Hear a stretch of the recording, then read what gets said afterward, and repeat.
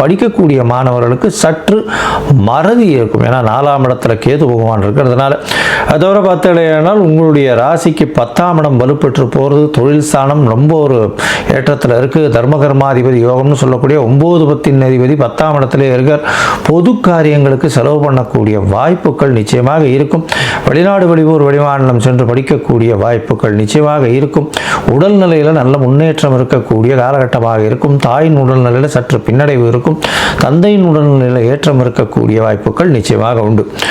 இந்த மாதத்தில் உங்களுக்கு சந்திராஷ்டம நாட்கள் அப்படின்னு சொல்ல போனால் 16 17 18 ஜனவரி 2026, அதாவது 16/1/2026, 17/1, 18/1/2020, இந்த 3 நாட்கள் சந்திர பகவான் உங்களுடைய ராசிக்கு 8ஆம் இடத்துல மறைஞ்சிருக்கக்கூடிய காலகட்டம். அதன் மூலியமாக சிறு சிறு தொல்லைகள் வரும். தேவையற்ற விஷயங்களுக்கு இந்த சாட்சி கையெழுத்து போடுறது, அதை தவிர ஜாமீன் கொடுக்கறது, இதெல்லாம் கொஞ்சம் வச்சுக்காதீங்க. அந்த காலகட்டத்தில் பொறுமையாக இருங்க.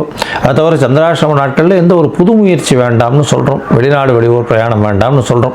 பண்ண வேண்டிய கட்டாயமாக இருந்ததுன்னா அருகில் இருக்கக்கூடிய விநாயகர் கோவிலில் உங்களால் முடிஞ்ச அளவுக்கு பால் கொடுங்க. பால் கொண்டு போய் அங்கே கொடுத்துட்டு வந்த இல்லையானால் அபிஷேகத்துக்கு உங்களுக்கு வரக்கூடிய வந்த பிரச்சனைகள், சந்திராஷ்டமத்தால் இருக்கக்கூடிய பிரச்சனைகள் அகலும்.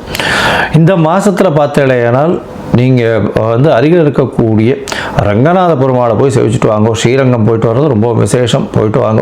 ரங்கநாத பெருமாளை போய் சேவிச்சுட்டு வாங்க. பெரிய ஏற்றம் கொடுக்கக்கூடிய, ஏன்னா சுக்கிரனுக்கு நல்ல ஒரு ஏற்றமான ஸ்தலம்னு சொல்லக்கூடியது. ரங்கநாதரை போய் சேவிச்சுட்டு வாங்க. தாயாரை போய் சேவிச்சுட்டு வாங்க. அது தவிர மொச்சை தானம் கொடுங்க. வெள்ளப்பட்டு ஆடைகள் தானம் கொடுங்க. உங்களால் முடிஞ்ச அளவுக்கு பண்ணுங்க. இது நல்ல ஒரு ஏற்றம் கொடுக்கக்கூடிய காலகட்டமாக, பெரிய ஏற்றம் இருக்கக்கூடிய காலகட்டமாக இந்த தை மாதம் ரிஷபராசிக்காரர்களுக்கு அமையும்.